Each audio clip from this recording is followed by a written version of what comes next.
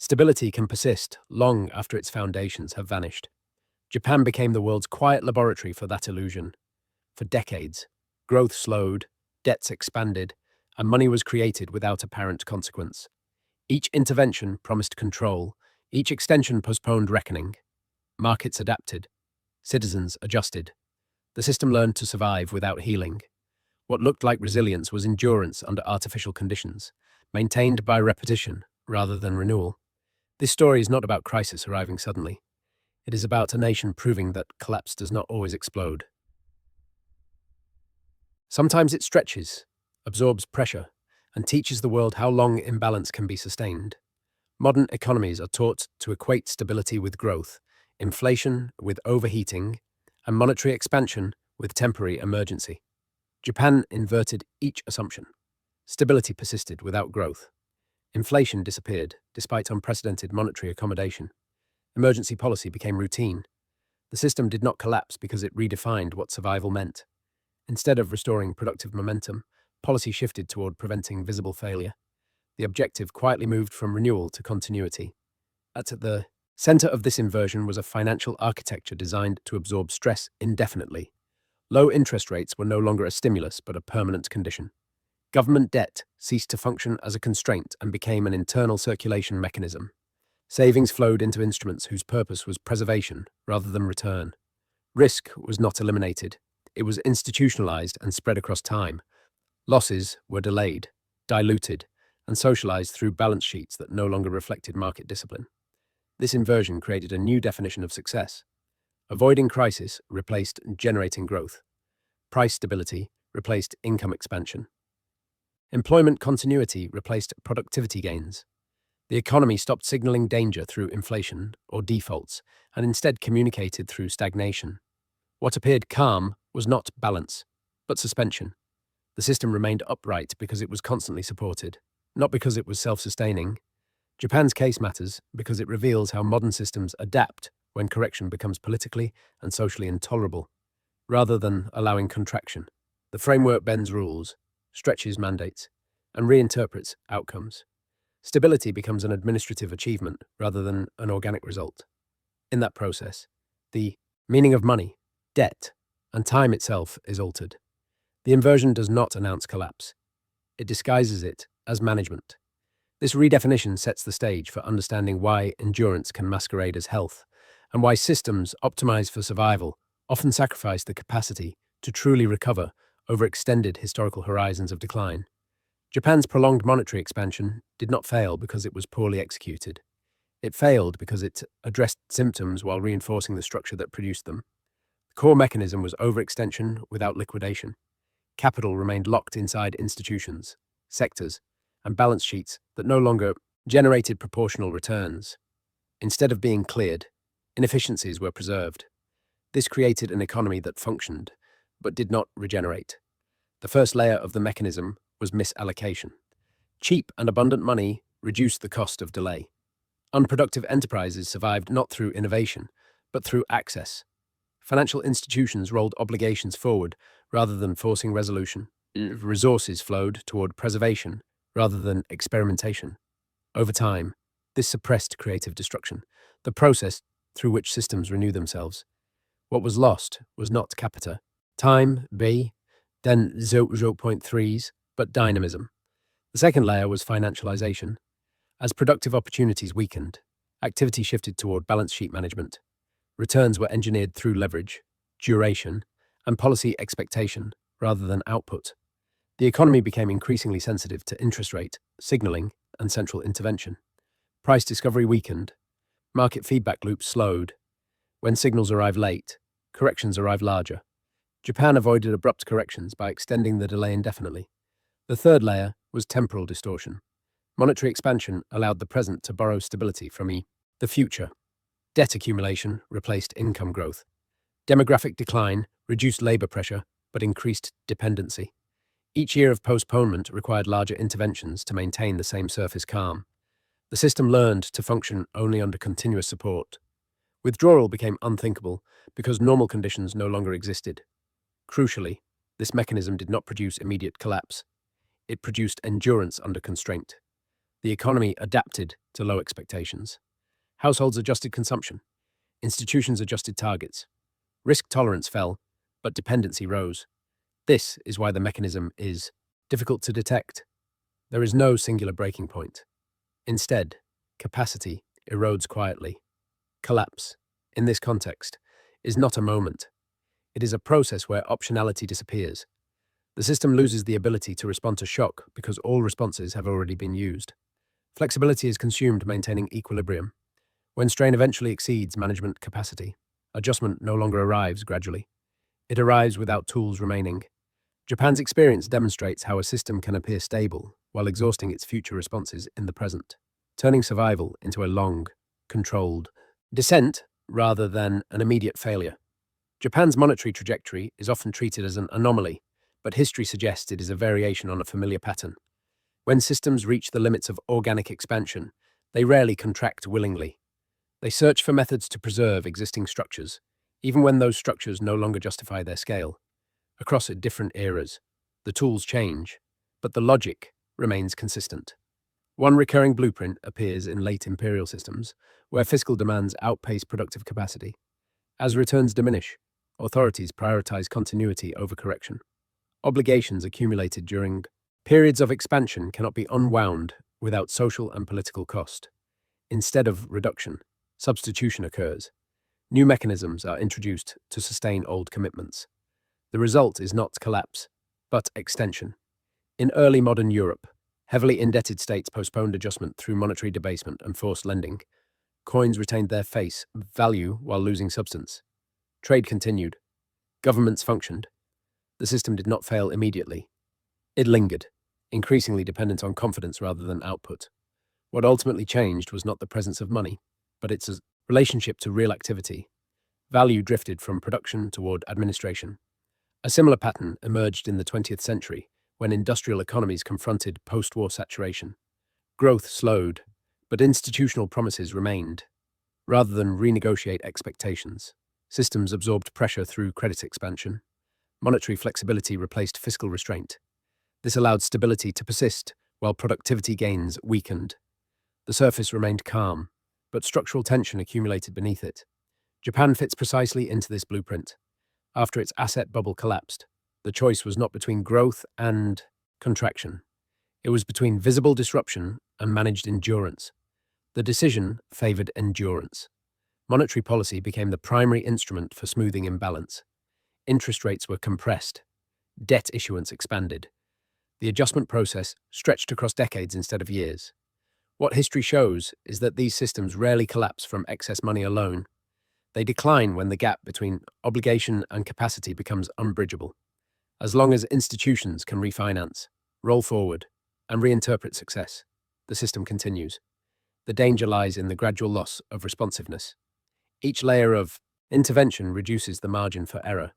Historical precedents also reveal why these periods feel deceptively stable. Inflation does not always signal distress. Defaults are not required for failure. Societies adapt to lower expectations. Political pressure shifts toward preservation. Over time, stagnation becomes normalized. The system survives by lowering its definition of success. Japan's blueprint is therefore not unique, but unusually extended. It demonstrates how modern monetary tools can stretch the late stage of a system far longer than past examples. By removing immediate penalties, they allow imbalance to persist without revolt or panic. History suggests this endurance does not resolve contradictions. It delays them. The longer the delay, the fewer paths remain when adjustment finally occurs. Japan stands not as an exception to historical decline, but as its most refined modern expression. The pattern Japan followed did not unfold randomly. It progressed through recognizable stages that appear whenever a system attempts to preserve scale after momentum has vanished. Each stage reduced volatility while increasing dependence. Each solution narrowed future choices. The first stage was shock absorption. After the asset bubble collapsed, the immediate priority was preventing cascading failure. Banks were stabilized. Credit channels were protected. Losses were contained within institutional balance sheets rather than transmitted outward. This stage succeeded in its narrow objective. Panic was avoided. Confidence was preserved.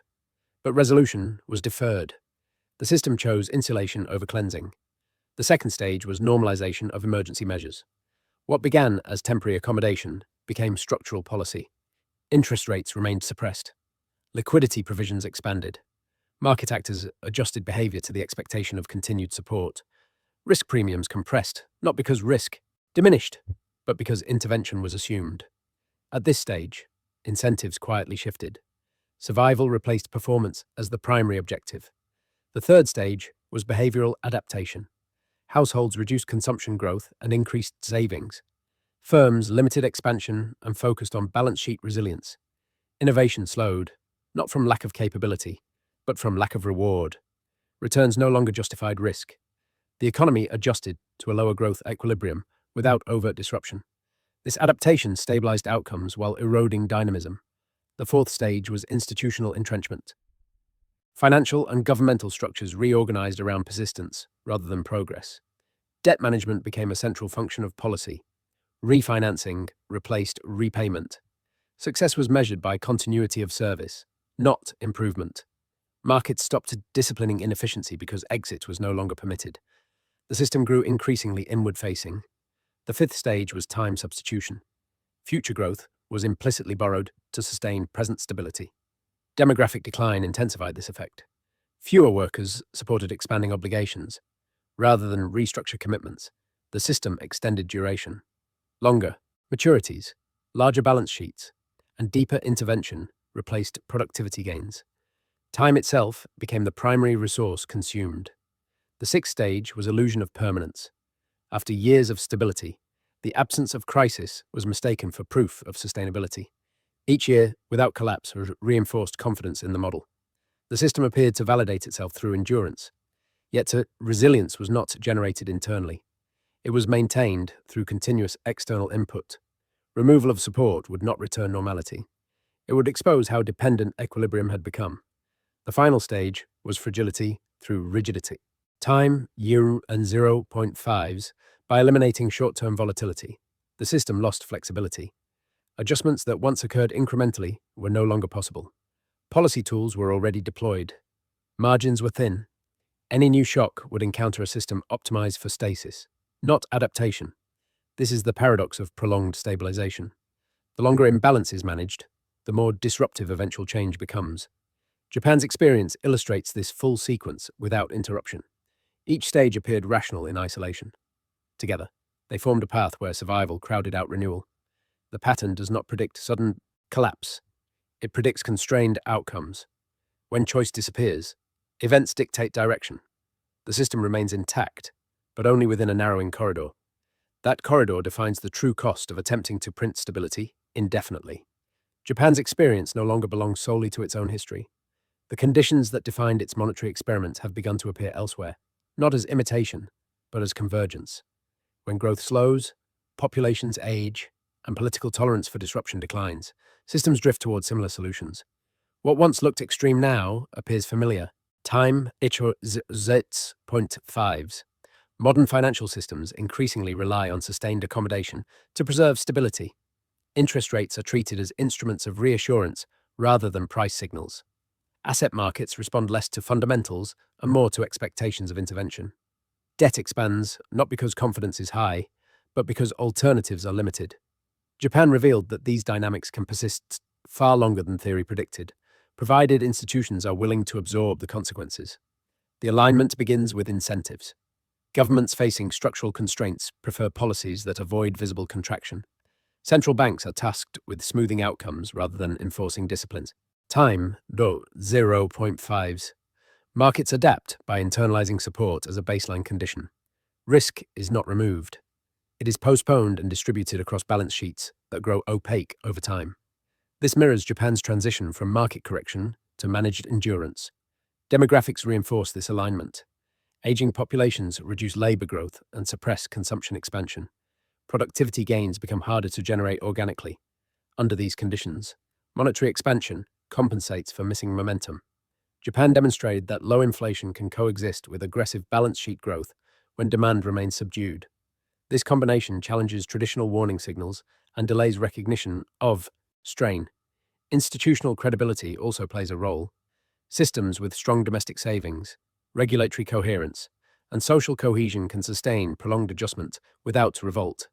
Japan benefited from these buffers. Other advanced economies increasingly share similar characteristics. Stability is maintained through trust in institutions rather than economic acceleration. This trust allows policies that would otherwise trigger resistance. What aligns most closely is the redefinition of success. Growth becomes optional. Stability becomes paramount. Avoiding collapse becomes the primary metric. This alignment does not require identical outcomes. It requires identical priorities. Once preservation outweighs renewal, the system follows a narrow path. Japan's lesson is not that monetary expansion guarantees safety. It is that safety can be prolonged at the cost of flexibility. Modern systems adopting similar frameworks inherit both advantages and risks. The advantage is time. The risk is dependency. When endurance replaces regeneration, the system becomes resilient to small shocks and vulnerable to large ones. Alignment does not imply repetition in detail. It implies repetition in structure. Japan serves as the clearest completed segment of a process others are entering. Time 0.5s. Its relevance lies not in prediction, but in demonstration. It shows how far a system can be carried by policy before policy becomes the system itself. That boundary, once crossed, reshapes the meaning of stability in the modern financial era. Acceleration begins when a system exhausts its ability to delay adjustment. In Japan's case, this zone was not defined by a single shock, but by cumulative constraint. Policy tools remained available, but their marginal effect diminished. Each intervention stabilized conditions less effectively than the last. The system required increasing effort to produce the same outward cali. Time 0.5s. The trigger zone emerges when flexibility disappears. Interest rates cannot be reduced meaningfully without distorting financial institutions. Balance sheets cannot expand without undermining confidence in their permanence. Fiscal coordination becomes necessary, but politically sensitive. At this stage, management replaces choice. Responses are no longer evaluated by effectiveness, but by necessity. Action is taken because inaction is perceived as unacceptable, even when outcomes are uncertain. Acceleration is often misunderstood as crisis. In reality, it appears as normalization of extreme measures. What once signaled emergency becomes routine. Markets adjust expectations accordingly. Volatility compresses further, masking internal stress. This compression is deceptive. It concentrates pressure rather than dispersing it. When movement finally occurs, it does so across a larger surface. Japan's trigger zone is defined by dependency rather than panic. Institutions function because support is assumed to persist. Any deviation threatens not collapse, but discontinuity. This makes adjustment politically and socially costly. The system becomes locked into its own maintenance. Acceleration, therefore, time 0.3s is not a rush toward failure. It is a narrowing of acceptable outcomes. The danger of this zone lies in external shock interacting with internal rigidity. Shocks that would once be absorbed now test the limits of management. Responses must be larger, faster, and more coordinated. Error tolerance shrinks. Timing becomes critical. In such conditions, stability depends less on economic strength and more on confidence in continuity. Japan illustrates that acceleration does not announce itself dramatically. It advances quietly as policy becomes reflex. The trigger is not an event, but a conditio. Time ada 0.5s. When systems reach this zone, change remains possible, but only in constrained forms. The path forward is no longer chosen. It is inherited. The consequences of prolonged monetary endurance are unevenly distributed. Households experience stability without advancement. Income remains predictable, but opportunity narrows. Savings preserve nominal value, yet yield little progress. Younger generations inherit a system that functions, but offers fewer paths for mobility. The cost is not collapse, but compression of possibility.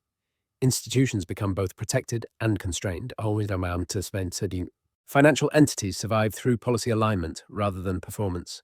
Governments maintain service continuity while accumulating obligations that cannot be unwound without disruption. Exposure shifts from sudden failure to gradual limitation. Risk no longer appears as crisis. It appears as permanence. Those most exposed are not participants in markets, but participants in time. As adjustment is delayed, future capacity is consumed. Choices available today are paid for by reduced options tomorrow. The system remains intact, but its horizon shortens. Stability becomes a ceiling rather than a foundation. This is the hidden exposure of endurance. What is preserved is order.